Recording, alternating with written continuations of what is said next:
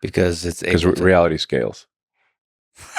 Reality scales to the scale of reality. There's an eternity between every keystroke from a computer standpoint. Yeah. I've gone backwards so many times where I've automated something, sped it up, simplified it, and then deleted it. Yeah. And I got tired of doing that. So that's why I've got this mantra that is a very effective 5-step process. I have discussed with Trump the idea of a government efficiency commission. I would be willing to be part of that commission. The antibody reaction would be very strong. Yes. Yeah.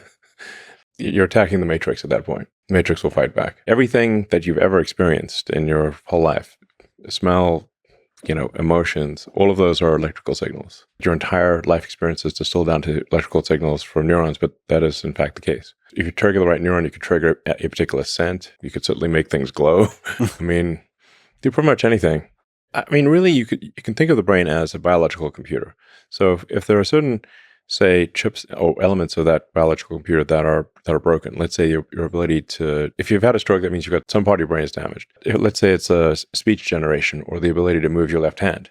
That's the kind of thing that a Neuralink could solve. The biggest problem that a phone has is trying to figure out what you want. So that's why you've got, autocomplete. You've got output, which is all the pixels on the screen, but from the perspective of the human, the output is so friggin' slow. Desktop or phone is desperately just trying to understand what you want. There's an eternity between every keystroke from a computer standpoint.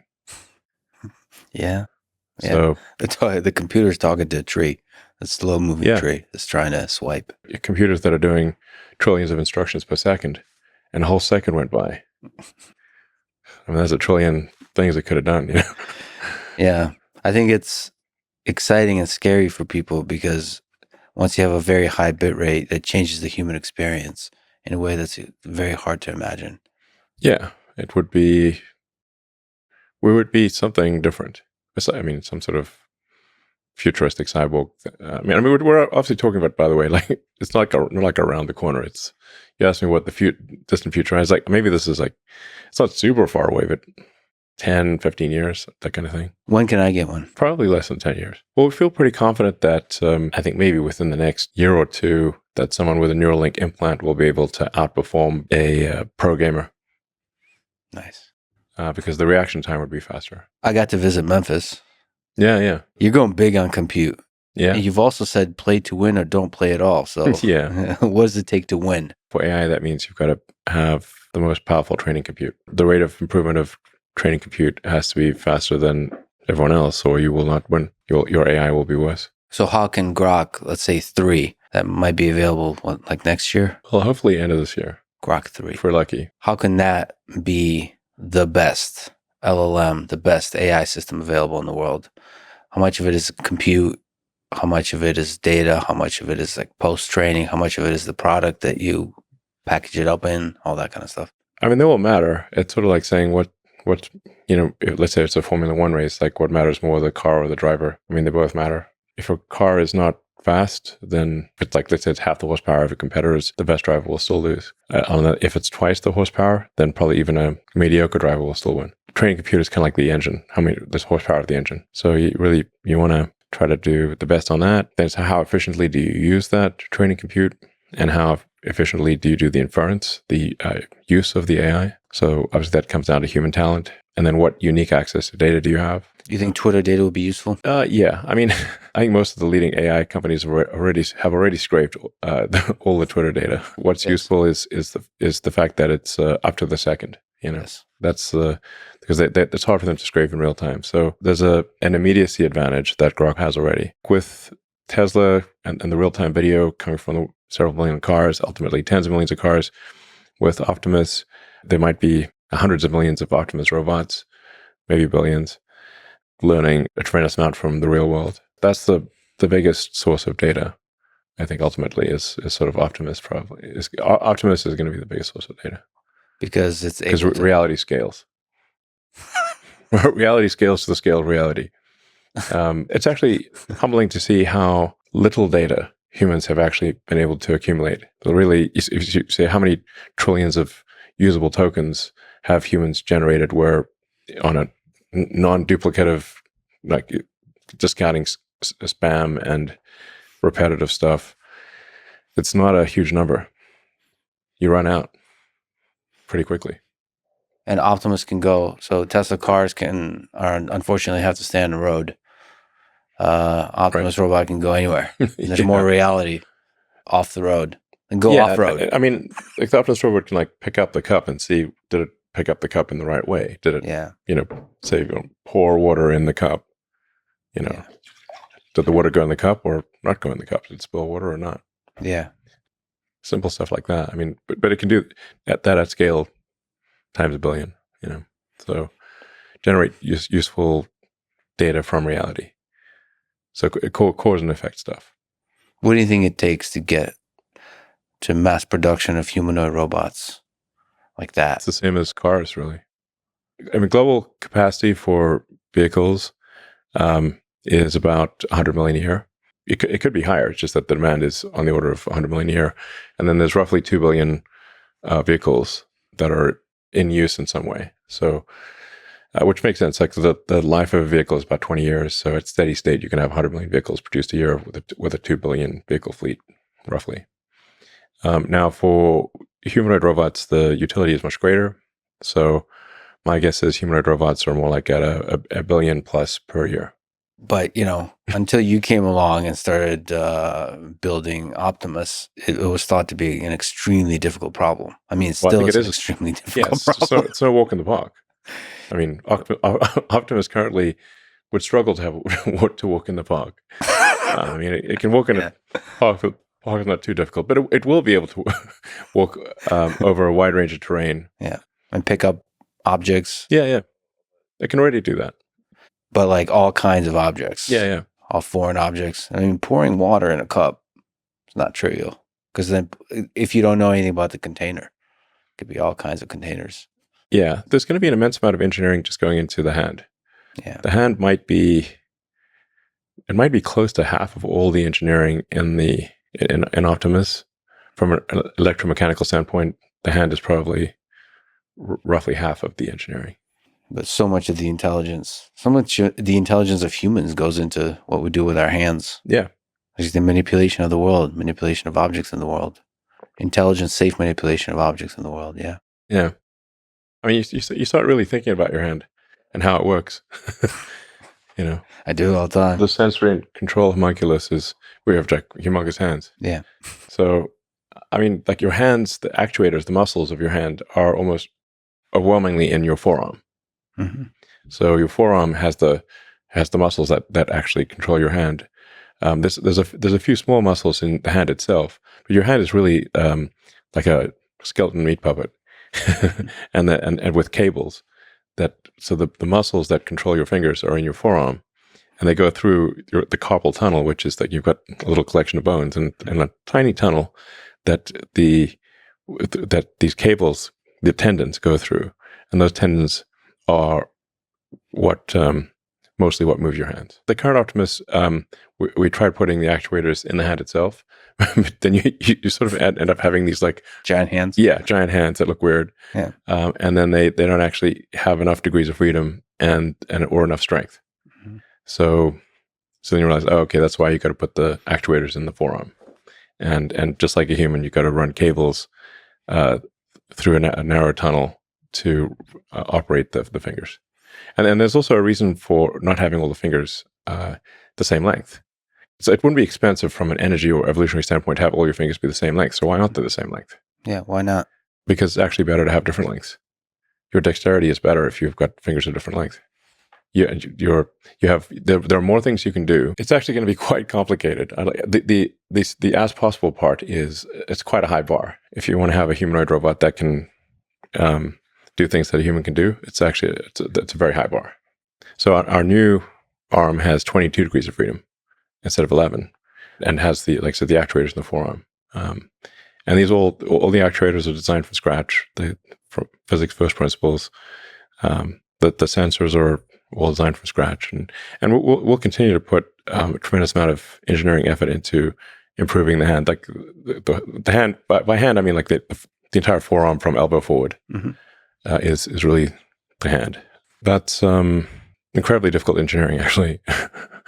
and so the simplest possible version of a humanoid robot that can do even most, perhaps not all, of what a human can do is actually still very complicated. It's not simple. It's very difficult.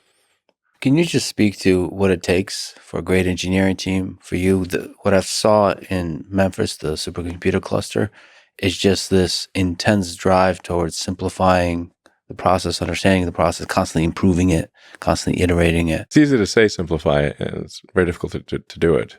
I have this very basic first principles algorithm that I run kind of as like a mantra, which is to first question the requirements, make the requirements less dumb.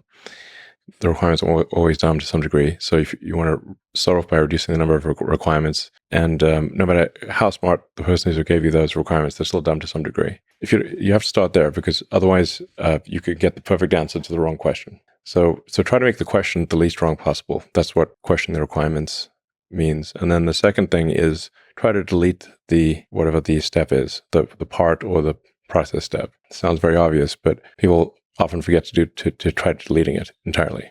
And if you're not forced to put back at least 10% of what you delete, you're not deleting enough. Somewhat illogically, people often, most of the time, feel as though they've succeeded if they've not been forced to put things back in. But actually they haven't, because they've been overly conservative and have left things in there that shouldn't be. And only the third thing is try to optimize it or simplify it. Again, these all sound, I think, very, very obvious when I say them, but the number of times I've made these mistakes is more than I care to remember. That's why I have this mantra. So, in fact, I'd say the most common mistake of smart engineers is to optimize a thing that should not exist. Yeah, first try to delete it. Yeah. Yeah, that's not easy to do. No, and actually, what generally makes people uneasy is that you've got to delete at least some of the things that you delete, you will put back in. Yeah. But going back to sort of where our limbic system can steer us wrong is that we tend to remember with sometimes a jarring level of pain where we deleted something that we subsequently needed. And so they overcorrect. So you actually have to say, no, we're deliberately going to delete more. There's like a step 4 as well, which is any given thing can be sped up. However fast you think it can be done, like whatever the speed is being done, it can be done faster. But you shouldn't speed things up until you try to delete it and optimize it. Otherwise, you're speeding up something that shouldn't exist is absurd.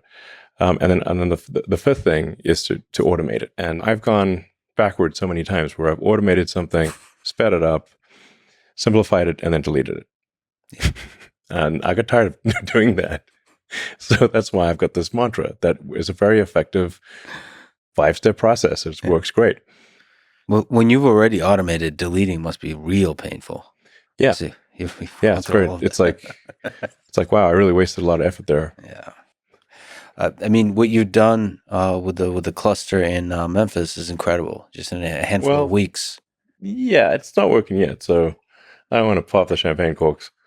In fact, I have a call in a few hours with the Memphis team because we're having some power fluctuation issues. So yes. When you do synchronized training, when you've all these computers that are training, where the training is synchronized to the sort of millisecond level, it's like having an orchestra. The orchestra can go loud to silent very quickly, sub-second level, and then the electrical system kind of freaks out about that. Like if you suddenly see giant shifts, 10, 20 megawatts several times a second, this is not what electrical systems are expecting to see. Today's problem is dealing with extreme power jitter. Finally got training going at oddly enough roughly 4:20 a.m. Last Monday.